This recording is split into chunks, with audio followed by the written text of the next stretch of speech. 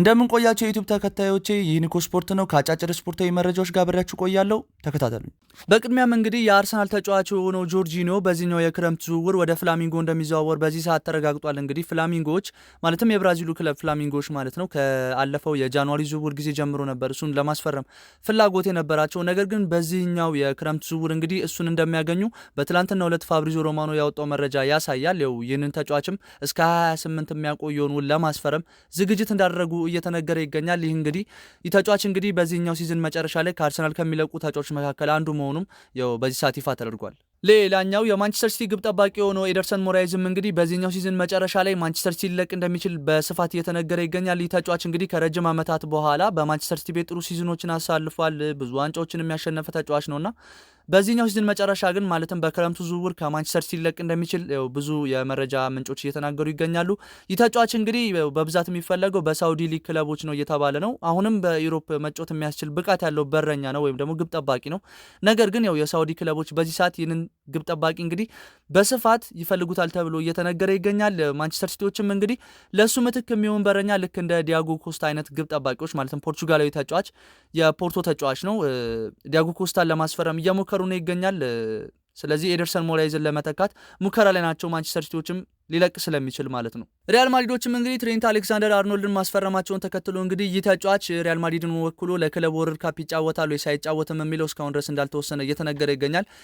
ሊቨርፑል ለቆ በክረምቱ ዝውውር ወደ ሪያል ማድሪድ እንደሚሄድ በትላንትናው ዕለት የተገለጸ ሲሆን ነገር ግን ክለብ ወርልድ ካፕን ከሪያል ማድሪድ ጋር አብሮ ይህንን ቶርናመንት ይጫወታል ተብሎ እስካሁን ድረስ አልተረጋገጠም። ሪያል ማድሪዶችም እንግዲህ ይህ ቶርናመንት ሳይደርስ በፊት እሱን በማስፈረም ክለብ ወርልድ ካፕን የሪያል ማድሪድን ማሊያ ለብሶ እንዲጫወት ለማድረግ እንደሚሞክሩ እየተነገረ ይገኛል። ይህ ተጫዋች እንግዲህ ከሌላኛው የእንግሊዝ የቡድን አጋሩ ጋር ከጁድ ቤሊንጋም ጋር እዛ ይገናኛል ተብሎ ይጠበቃል። እነዚህ ሁለት ጓደኛ ማቾች እግር ኳስ ተጫዋቾች ናቸው እና በሪያል ማድሪድ ተገናኝተው ጥሩ ጊዜንም ያሳልፋሉ፣ ዋንጫዎችንም ያሳካሉ እየተባለላቸው ነው።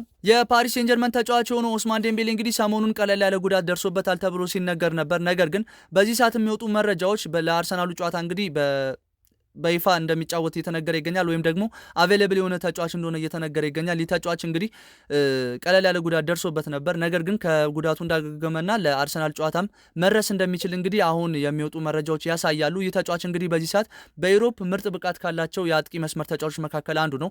ፓሪስ ሴን ጀርመንም እንግዲህ የቻምፒየንስ ሊግ ዋንጫ ካሸነፉ ትልቅ አስተዋጽኦ ለፓሪስ ሴን ጀርመን ካበረከቱ ተጫዋቾች መካከል አንዱ ነው ተብሎ ይጠበቃል ማለት ነው። ይህም ተጫዋች እንግዲህ ከዚህም አልፎ ለባሎንዶር ከታጩ ተጫዋቾች መካከል አንዱ ነው እና ይህ ተጫዋች እንግዲህ ጥሩ ብቃቱን በድጋሚ ያሳያል ተብሎ ይጠበቃል። ለአርሰናሉ ጨዋታ ይደርሳል። ማንቸስተር ዩናይትዶች እንግዲህ ሃሪ አማ ስለተሰኘው ተጫዋቻቸው እንግዲህ አዲስ ኮንትራት ለማቅረብ እያሰቡ እንደሆነ ተነግሯል። ለዚህ ተጫዋች እንግዲህ አዲስ ኮንትራት ለማቅረብ ዝግጅታቸውን እያደረጉ ነው ተብሏል። ይህ ተጫዋች እንግዲህ ታለንትድ ፉልባክ ከሚባሉ ተጫዋቾች መካከል ነው።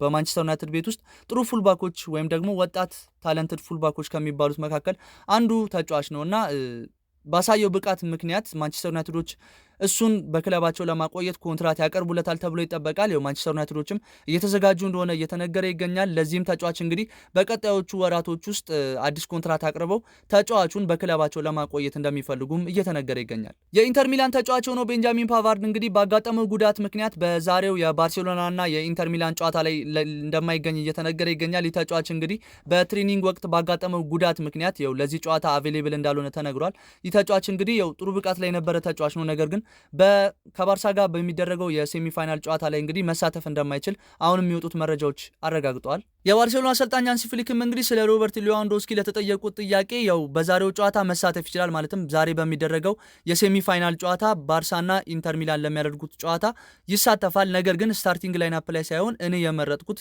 ቤንች ሆኖ እንዲጀምር ነው፣ ምክንያቱም ሰሞኑን ጉዳት አጋጥሞት ስለነበር ማለት ነው። ነገር ግን ተጫዋች ለቀጣዩ ጨዋታ ማለትም ባርሴሎናና ሪያል ማድሪድ ለሚያደርጉት ጨዋታ ስታርቲንግ ላይናፕ ላይ ሆኖ እንደሚጀምር እርግጠኛ ነኝ። ነገር ግን በዛሬው ጨዋታ ቤንች ቢሆንም እሱ ግን ዝግጁ ነው፣ ለመጫወት ዝግጁ ነው፣ ብቃት ላይ ይገኛል ብለዋል።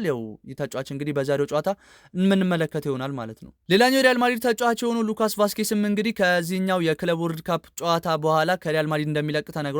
በክረምቱ ዝውውር እንግዲህ ሪያል ማድሪድን ለቀው ከሚወጡ ተጫዋቾች መካከል አንዱ የሆነው ሉካስ ቫስኬስ ትሬንት አሌክሳንደር ቫንደር ወደ ክለቡ መምጣቱን ተከትሎ ያው ከሪያል ማድሪድ ከሚለቁ ተጫዋቾች መካከል አንዱ ሆኗል ማለት ነው። ይህም ተጫዋች እንግዲህ በክለቡ ረጅም ዓመታትን የቆየ ተጫዋች ነው። ነገር ግን በዚህኛው የክረምት ዝውውር ክለብ ወርልድ ካፕን ከሪያል ማድሪድ ጋር ከተጫወተ በኋላ ይለቃል ተብሎ ተገልጿል። ማንቸስተር ዩናይትዶች ደግሞ ቫንጃ ሚሊንኮቪች ሳቪች የተሰኘውን የቶሪኖ ግብ ጠባቂ ማስፈረም በዚህኛው ክረምት ዝውውር ማለት ነው ማስፈረም ከሚፈልጓቸው ተጫዋቾች መካከል አንዱ አድርገውታል። ያው ይህንን ግብ ጠባቂ እንግዲህ በዚህኛው የክረምት ዝውውር ማንቸስተር ዩናይትዶች ማስፈረም ከሚፈልጓቸው ተጫዋቾች መካከል በሾርት ሊስት ውስጥ አካቶታል ተብሏል። ይህን ግብ ጠባቂ እንግዲህ ለማስፈረም ሙከራ ያደርጋሉ ተብሏል። ቼልሲዎችም እንግዲህ በዚህኛው ሲዝን በሞይሰስ ካይሴዶ ብቃት ምክንያት ይህንን ተጫዋች እንግዲህ ኒው ዲል ወይም ደግሞ አዲስ ኮንትራት ያቀርቡለታል ተብሎ ይጠበቃል። ያው ተጫዋቹ በዚህኛው ሲዝን ያሳየው ብቃት እንግዲህ እጅግ አስገራሚ ብቃት ነበረ። በክለቡም እንግዲህ ጥሩ ጊዜን ያሳለፈ ተጫዋች ነበር። እናም ቼልሲዎች እንግዲህ ይህንን ተጫዋች በክለባቸው ለማቆየት አዲስ ኮንትራት ያቀርቡለታል ተብሎ ይጠበቃል። ይህም ተጫዋች እንግዲህ በክለቡ ደስተኛ እንደሆነ በተለያዩ ድረገጾችና በተለያዩ ጊዜያት እየተናገረ ይገኛል። እናም ቼልሲዎች እንግዲህ ካይሴዶን በክለባቸው ለማቆየት እንግዲህ አዲስ ውል ያቀርባሉ ተብሎ እየተጠበቀ ይገኛል። ያው ከቼልሲ ጋርም ጥሩ ሲዝንን ያሳልፋል ተብሎ ይጠበቃል። ለማንኛውም ዕለታዊ ዘገባዎች ይህንን ይመስላሉ። አብሬያቸው የቆየሁትን የአብስራ ጋሻው ነኝ። ሰብስክራይብ እና ላይክ በማድረግ ተባበሩኝ። ይመቻችሁ።